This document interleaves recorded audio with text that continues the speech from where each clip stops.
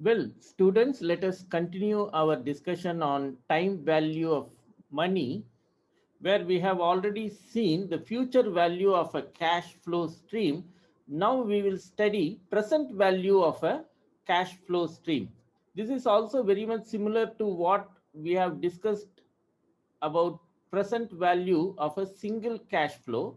You are given the maturity amount of a cash flow, and then the aim of present value is to find the initial payment. The same idea goes now with a sequence of cash flows. Let the interest rate or be constant as usual, as we have done with the future values. We will also assume that the interest rate is constant, and let us take the cash flow x to be x naught x1 up to xn.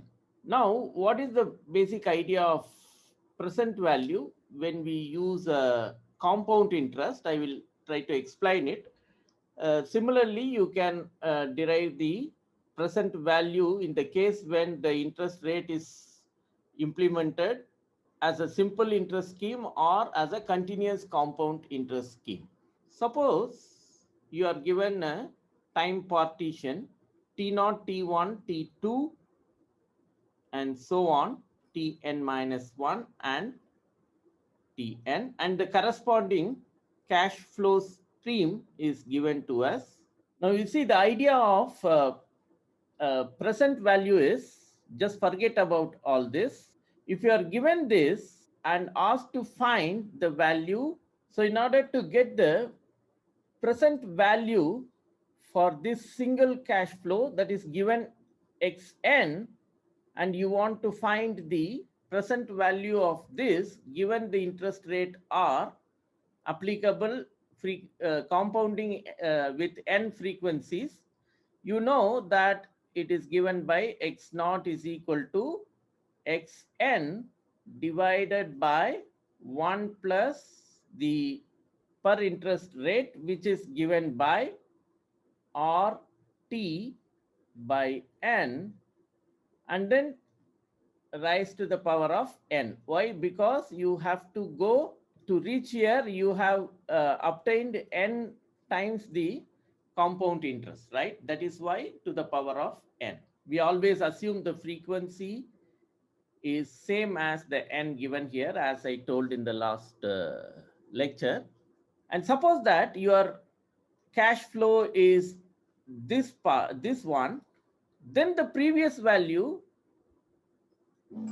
can be given by x naught is equal to xn minus 1 divided by 1 plus per period interest rate.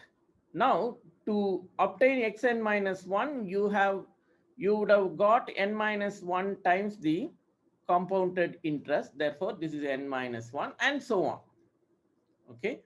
So now what is this is when you have one single cash flow xn or one single cash flow xn minus 1, and similarly like this.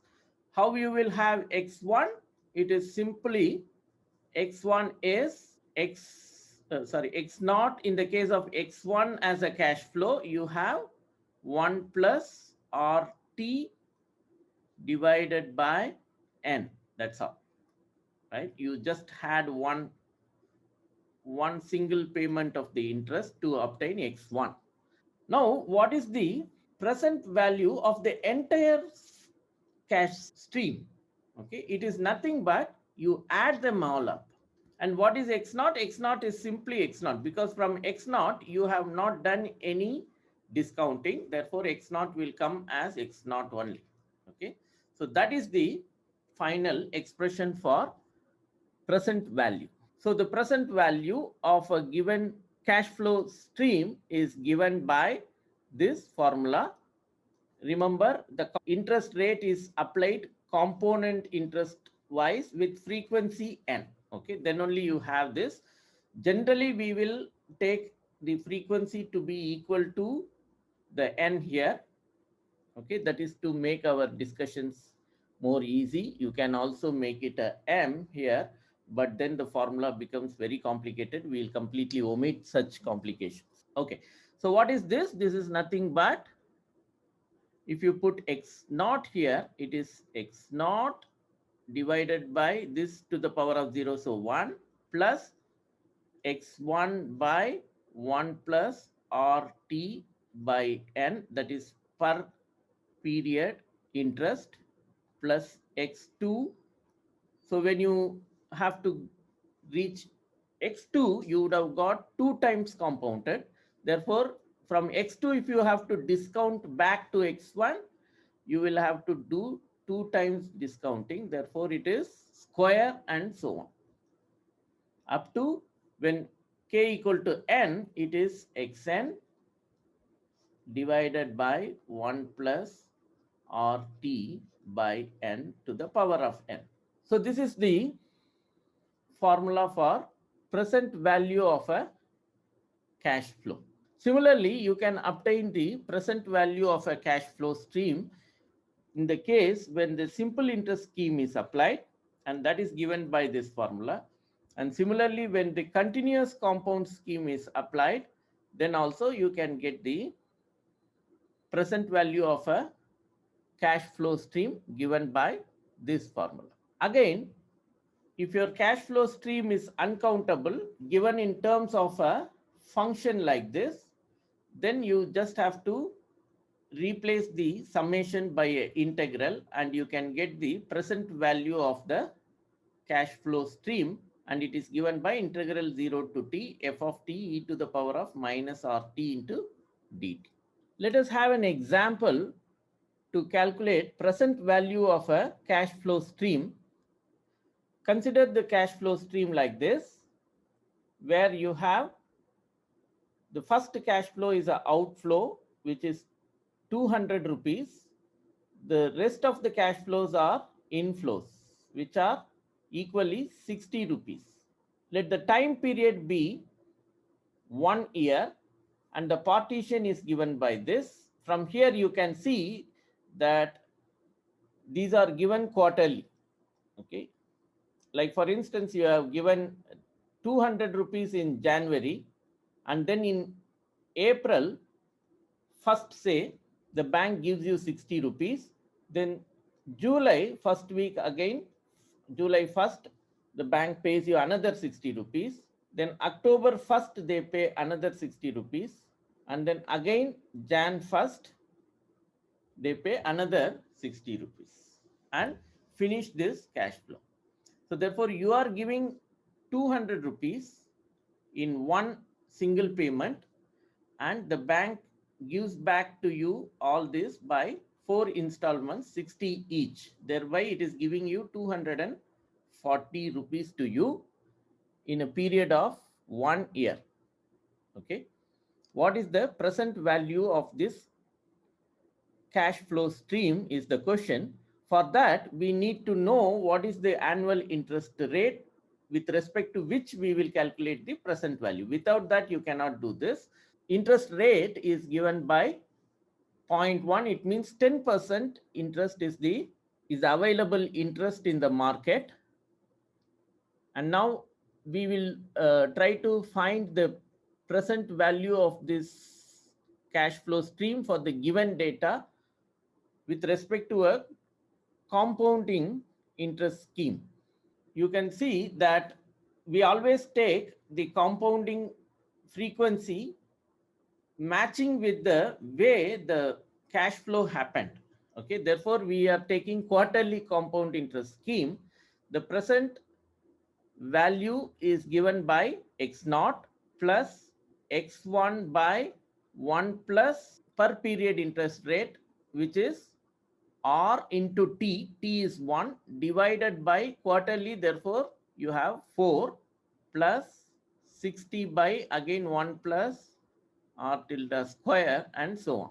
And that amounts to be 25.7185. That is the present value of the given cash flow stream with respect to the annual interest rate. This next question is, what is this number? What really it means for this given set of numbers? You see, what is the meaning of this in finance is the question. In other words, we would like to see what is the interpretation of the present value of a cash flow stream. We'll try to give two interpretations. Let's start with the first one. Recall the cash flow is given by, so as we have seen that this can be interpreted as you paid 200 rupees to a bank on say Jan 1, and every quarter of that year the bank paid you back 60 rupees. That is, every quarter the bank paid 60 rupees to you and thereby covered this 200 plus 40. So totally the bank paid you 240. That is the interpretation we gave for this cash flow. Suppose that your friend is also interested in such a scheme. Okay, just imagine that this is a scheme bank offered and you took that scheme. After you took that scheme, say immediately after Jan 1, your friend was also interested in the same scheme, but the scheme was closed by the bank. The scheme is no longer available for your friend to take. So what he does is he asks you to sell the scheme to him. So it means he asked you to transfer this ownership of this scheme to him so that he can take this benefit from the bank. Assume that such a thing is possible. Now, ideally, what he can do is he can pay you 200 rupees because you paid and took this scheme. Therefore, he can pay you 200 rupees and take that scheme on his name and enjoy this benefit from the bank. Okay. But you may be thinking, what is the benefit for you if you just take 200 rupees, which you also paid to bank and got this? Okay.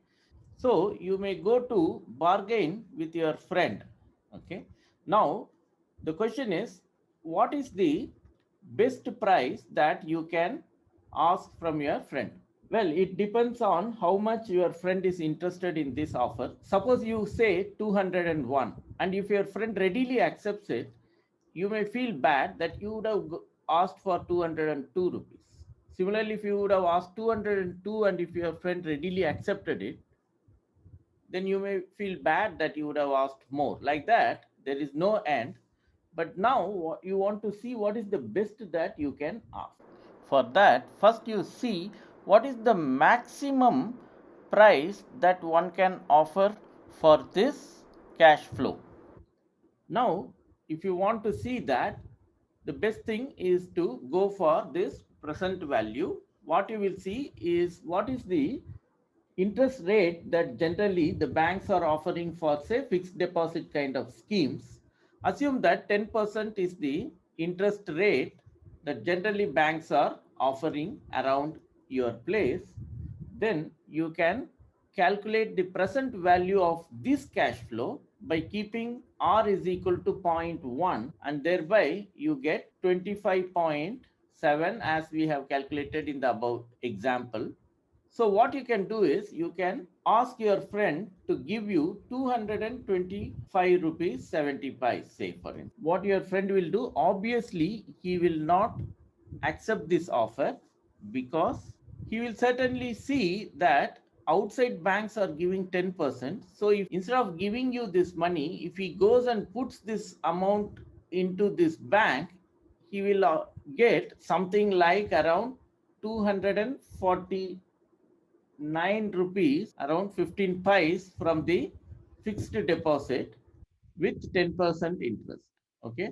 Whereas your scheme will only give you 240 rupees. Therefore, mostly he will not accept for this offer by looking at this fixed deposit returns. Okay. Of course, you have a slightly more advantage that cash will start flowing in his hand right from the end of the first quarter itself. Whereas if he goes for any fixed deposit, he will get it after 1 year only. There is still a slight advantage in your scheme when compared to fixed deposits. Okay, but in that process he is also losing 9 rupees when compared to this offer, you see. Therefore it's very unlikely that he will accept this price. Okay, so you will obviously say no. Then from here, you start from here and start decreasing the price. Okay, at one stage, of course, he will get attracted to that price and he will go to buy it. Say it may be 212 rupees or something like that. I'm just giving you an example. So he will try to buy that price. So that will be the best price that you can get as far as your friend is concerned. Okay, so instead of starting from lower end, you better start from a higher end and then start bargaining with your friend and fix a price. That is always a good strategy for you to get a better price for your asset, right? So to fix that, this present value will help you. That is one interpretation for what is called present value of a cash flow stream. Let's go for a second interpretation. This is rather easy and straightforward interpretation. Again, see, given the cash flow minus 200. So in this interpretation, what you do is you forget this 200. Take these four numbers and consider this as an obligation. That is, you have a liability to pay your friend 60 rupees every quarter and cover 240 rupees. You want to cover a 240 rupees loan that you took from your friend. Okay, it may be with interest or without interest, don't care about that. You have to pay him 240 rupees that you spoke to him and agreed to pay in 4 installments every quarter. Now what you are doing is, instead of paying everything from your pocket, you are thinking that you will deposit some money X into a bank that offers 10% interest. Unless we tell, it is always compounding. You want to put X amount of money into a bank in such a way that in the first quarter, so you will put X amount into the bank. In the first quarter, you will take 60 rupees and pay your first installment, and then allow the rest of the amount to grow, so that the second quarter you take another 60 rupees, partially you will withdraw your deposit and meet your obligation. That is your idea. Like that you will go, so that this X amount, including the compounded interest of 10%, will exactly help you to meet your obligation. Okay, if that is so, what is exactly the value of X? If you ask, it is nothing but the present value of this cash flow. Okay, so what is the present value of this cash flow? You can see that it was we have seen in the example, it was 25.7185. Now since you have removed 200 from your cash flow, it will be 225, because otherwise it would have got subtracted from your present value. Now you have removed it, therefore this is the amount.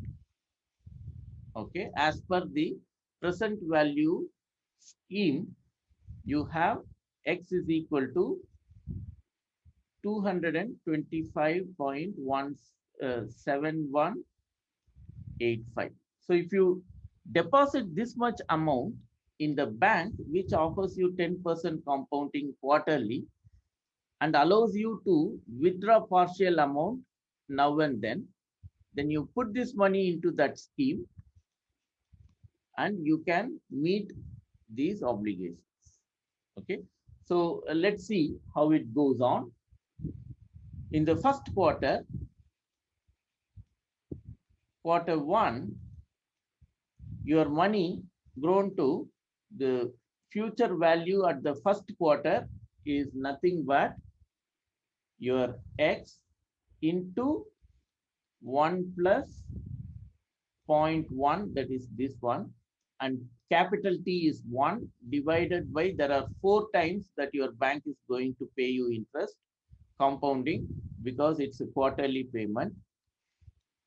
Okay, so that is 231.3615.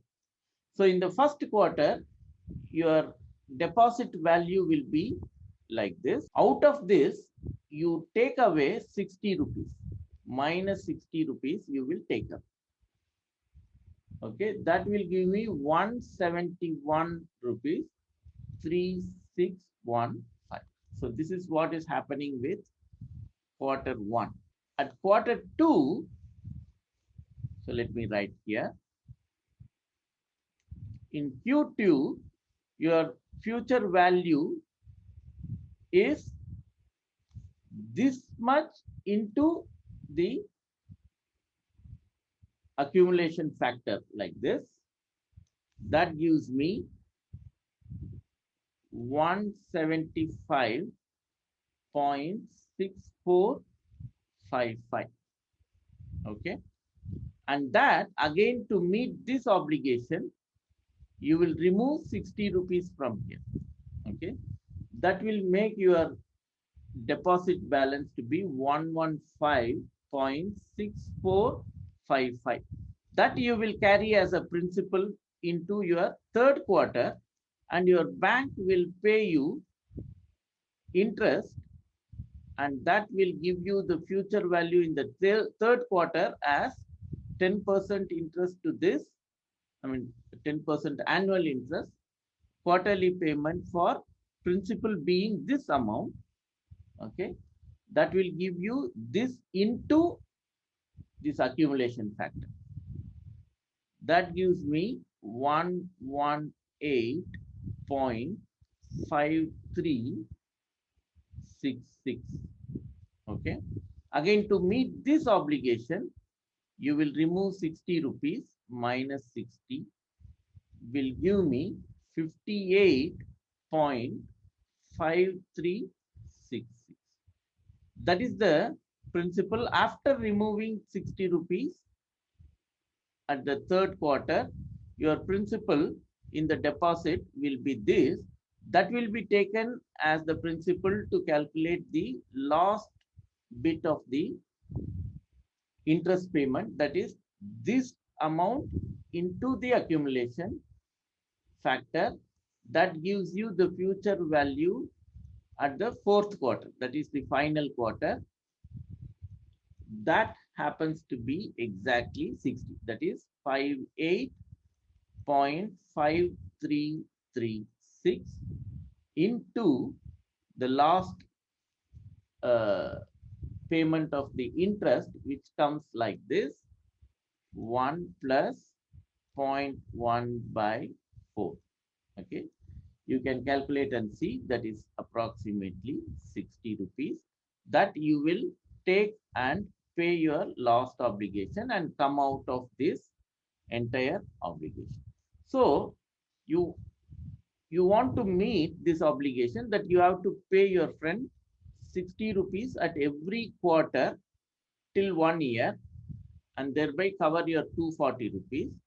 Okay, instead of taking entire thing from your pocket and paying it in installment, what you do is you put this money, that is 225 rupees, 71855, into a bank which offers you 10% interest quarterly compounded, which also allows you to partially withdraw the deposits. Then you put this money, you can comfortably meet your liability in 4 quarters. This is another interpretation of the present value of a cash flow stream.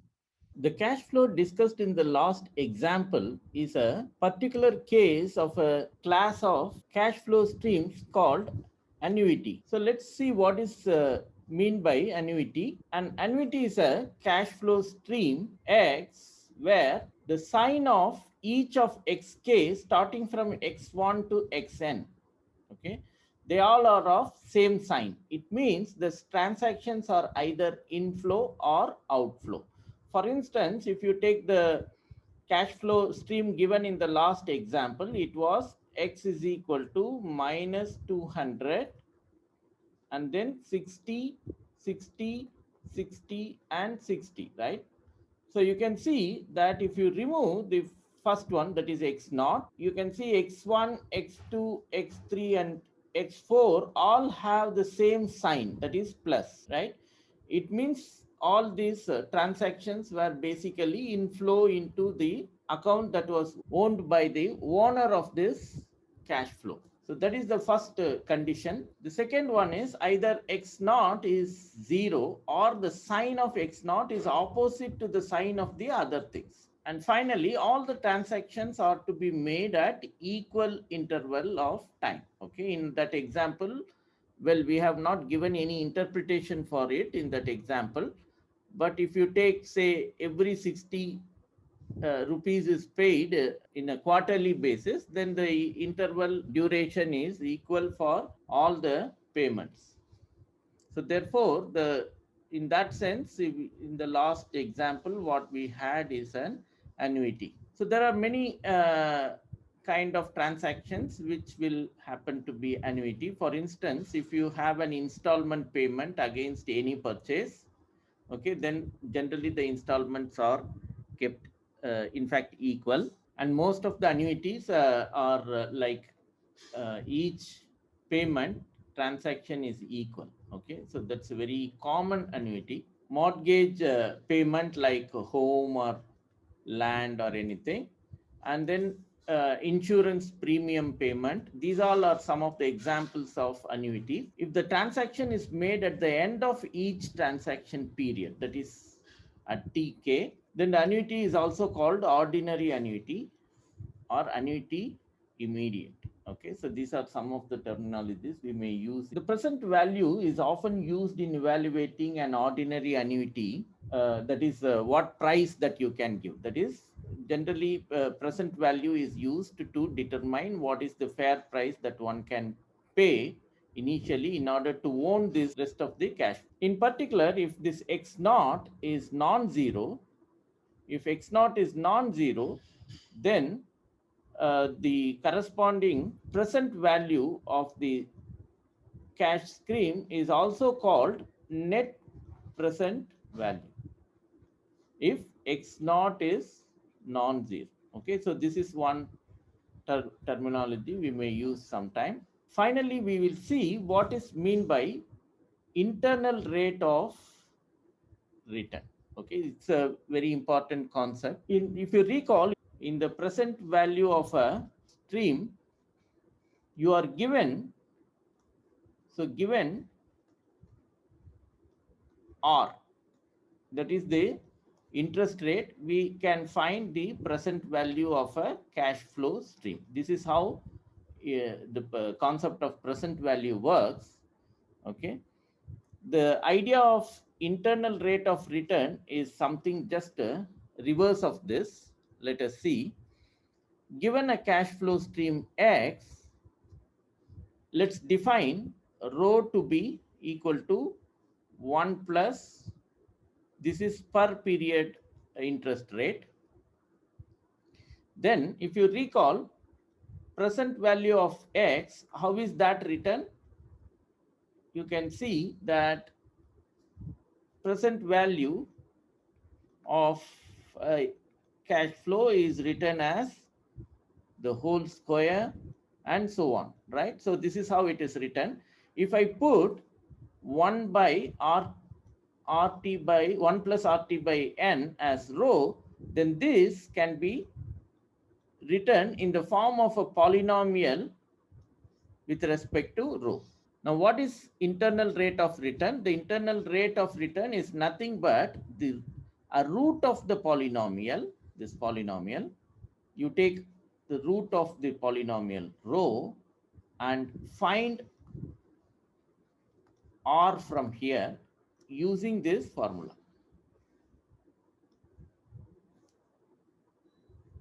Okay, so once you find that, that is the what is called the internal rate of return. You can see that this polynomial can have many roots. Sometimes it may not have any real root, okay, in which case we will say that internal rate of return doesn't exist.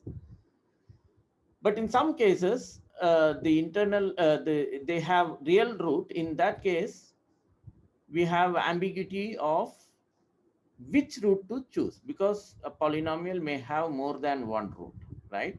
So one has to see which is more realistic to the given cash flow, and we have to choose that.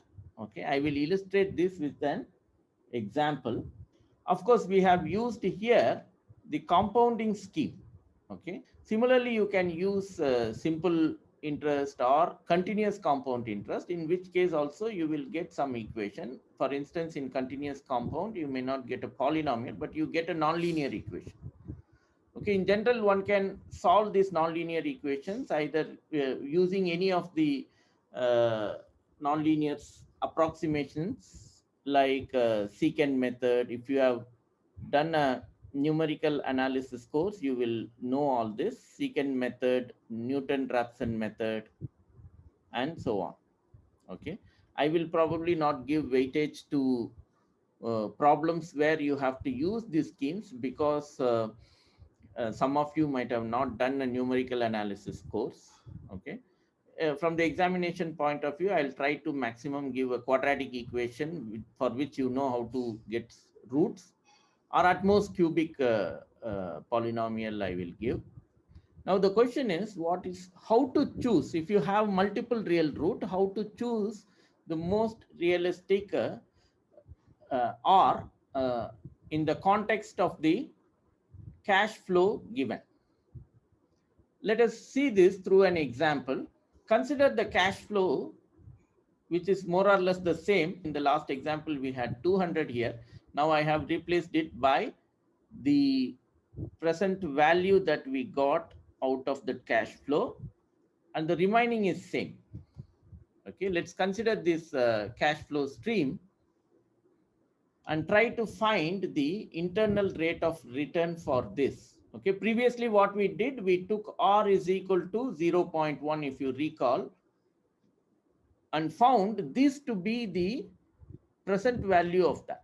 Okay, now what we will do is we will go through the method of IRR and try to see whether we are getting this R. So you can plug in this into the polynomial expression given for IRR. You will get this polynomial with respect to this cash flow.